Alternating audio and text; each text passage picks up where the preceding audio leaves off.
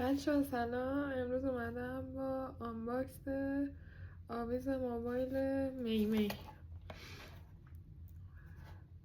و اینکه این شانساش این شکلیه و چون به هم گفته بودید چرا نمیگی کدومشو دوست داری، این زرده که صورتی هم داره دوست دارم، زردشو دوست دارم، صورتشو دوست دارم، این ردیفو کلا دوست دارم جز آخری و این زرد پایینی هم دوست دارم و هر کدومش که در بیاد خوشحال میشم حقیقتا.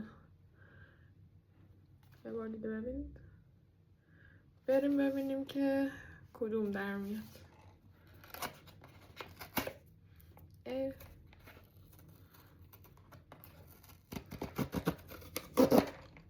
کنده شد، بالاخره کنده شد.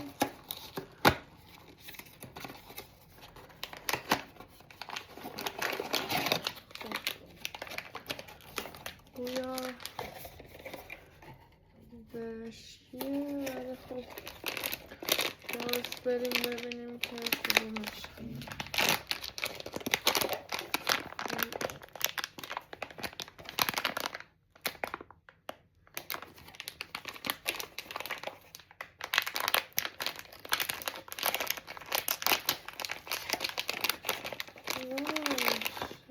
خوشگله بچه،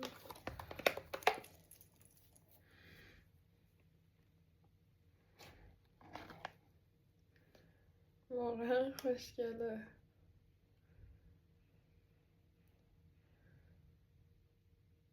و همین بود از آنباکس امروزمون.